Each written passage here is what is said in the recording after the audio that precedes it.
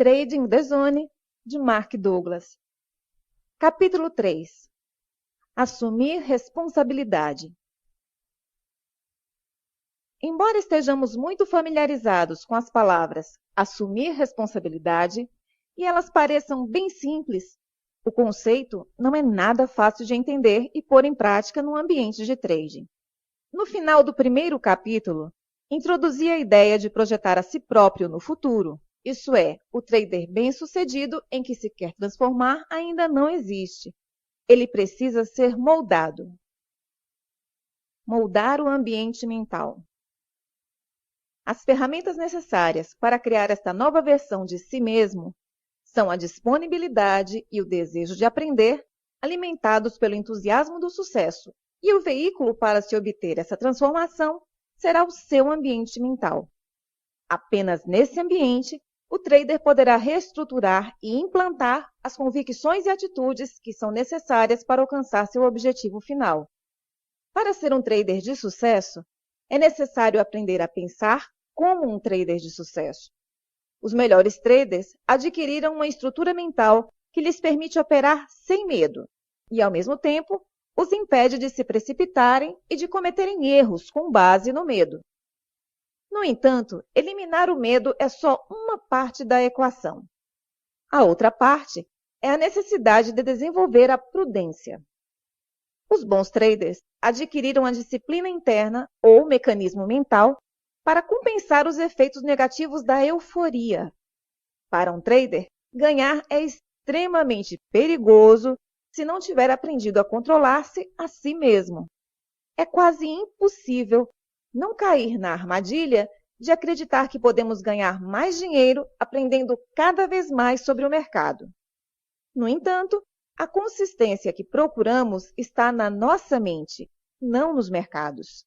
São as nossas convicções e atitudes a maior causa das perdas, e não os conhecimentos técnicos ou de mercado. A atitude produz melhores resultados do que a análise ou a técnica. A situação ideal é ter ambas, mas na realidade não precisamos de ambas, porque com a atitude correta, todo o resto será relativamente fácil e simples, e certamente bem mais divertido. É interessante perceber que os traders que estão mais próximos dessa forma de pensar são aqueles que exercem o trading no início das suas carreiras, principalmente quando são bem-sucedidos em suas primeiras operações.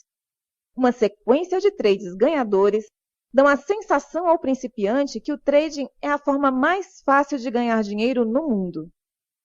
Essa falta de medo se traduz num estado despreocupado.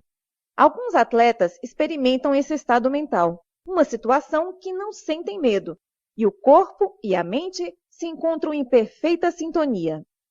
Agem instintivamente, numa total ausência de medo do fracasso.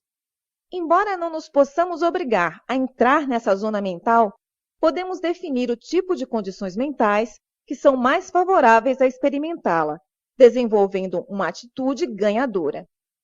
É isto o que os grandes atletas têm, uma atitude ganhadora, que lhes permite ultrapassar os erros e seguir em frente, em vez de ficarem paralisados numa autocrítica negativa, desmotivados e frustrados. A anomalia curiosa do trading é que se começarmos com um trade ganhador, iremos experimentar automaticamente o tipo de atitude mental que é subproduto de uma atitude vencedora, mas sem termos desenvolvido a própria atitude em si. Quando nos sentimos confiantes e livres de medo e preocupações, não é difícil conseguir uma sequência de trades ganhadores. O que torna o trading tão fascinante e, ao mesmo tempo, tão difícil de aprender é que, na realidade, não precisamos de muitos conhecimentos. Só precisamos de uma atitude ganhadora genuína. O trader principiante experimenta a sensação de uma atitude ganhadora porque não tem medo. Mas isso não significa que tenha uma atitude ganhadora. Só significa que ainda não experimentou qualquer dor emocional ou financeira em resultado de suas atividades de trading que o faça ter medo. Reagir à perda.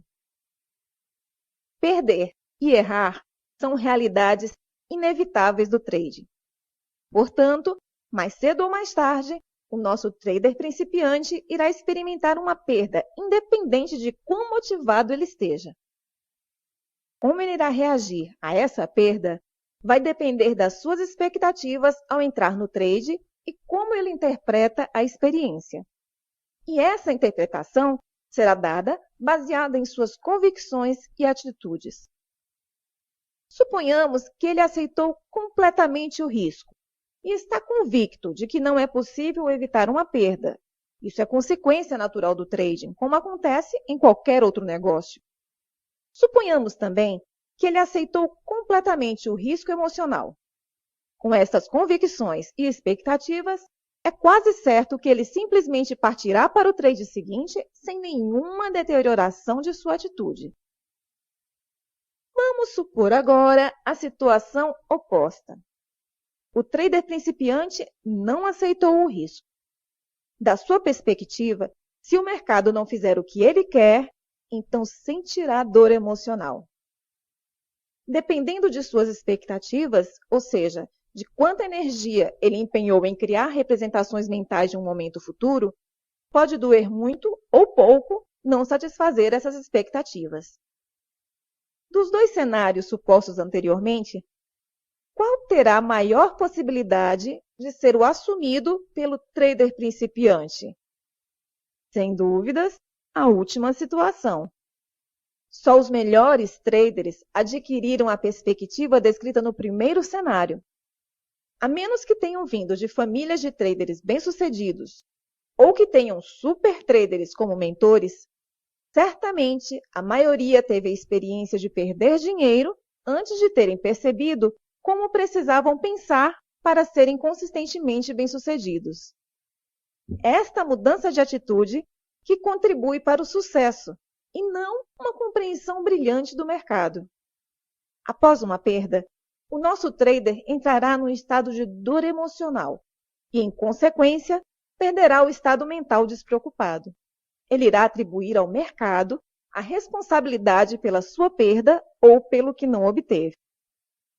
Certamente, já enfrentamos diversas situações na vida em que uma felicidade ou satisfação foi abruptamente interrompida de forma alheia e contrária à nossa vontade por alguém com mais poder e autoridade. Muito embora possam nos ter dito que tínhamos responsabilidade sobre aquilo, éramos impotentes para reagir. A decisão de sair de um estado de alegria para um de dor emocional não estava em nossas mãos.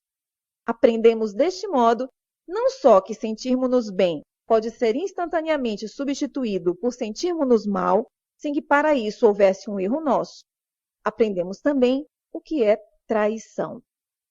Se o comportamento do outro nos faz sair bruscamente para um estado de dor emocional, então o resultado natural é sentirmos-nos traídos.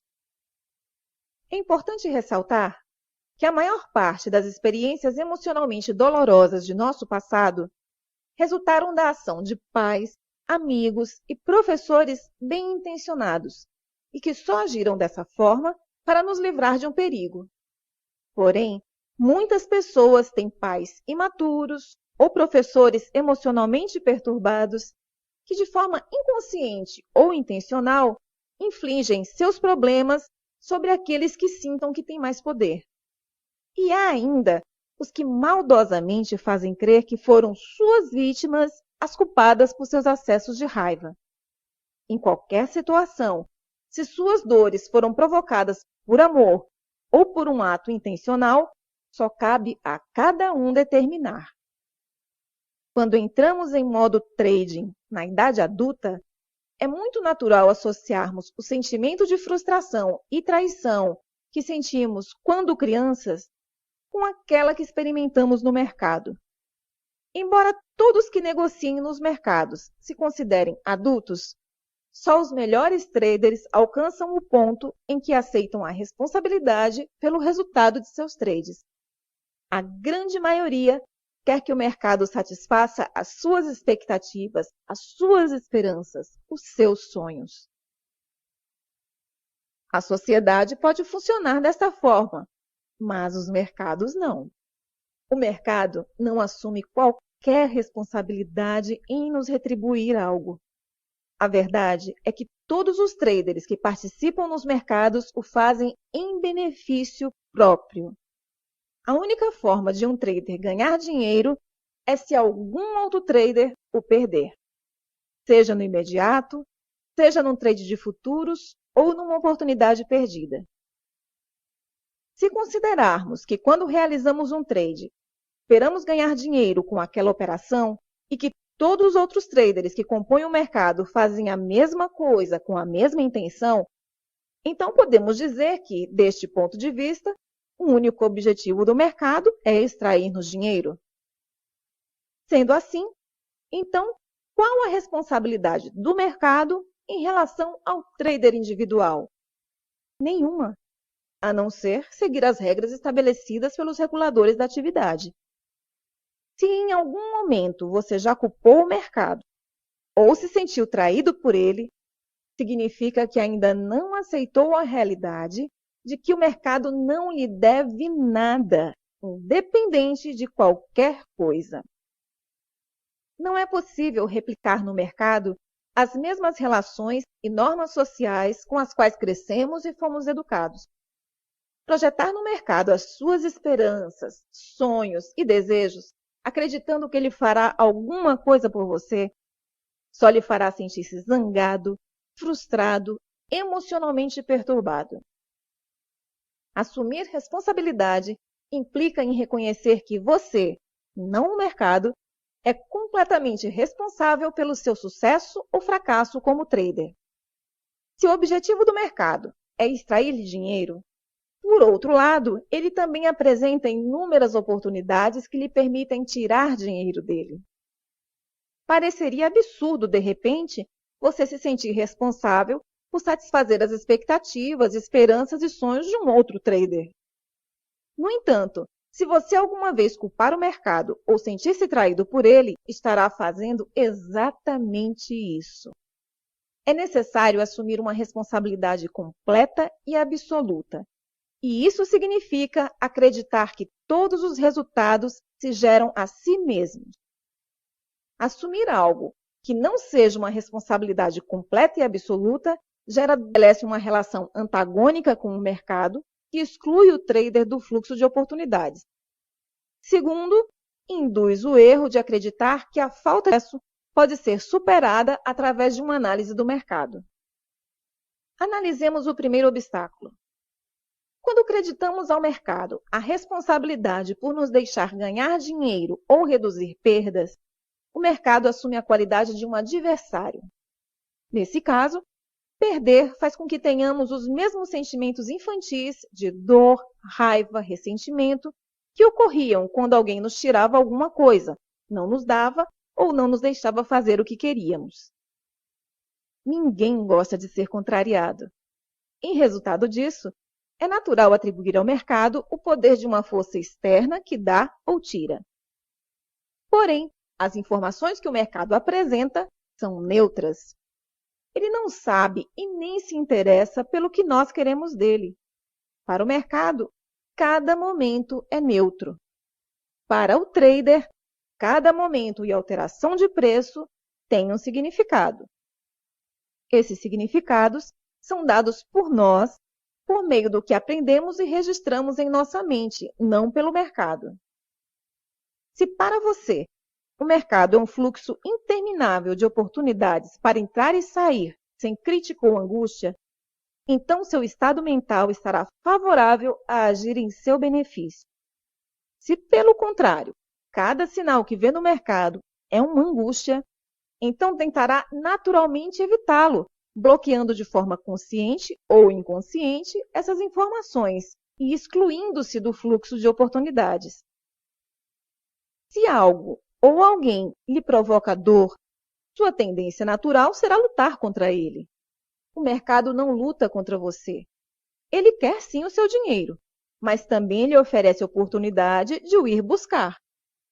Embora possa parecer que você está lutando contra o mercado e ele contra você, a verdade é que você está lutando contra as consequências negativas de não aceitar que o mercado não lhe deve absolutamente nada.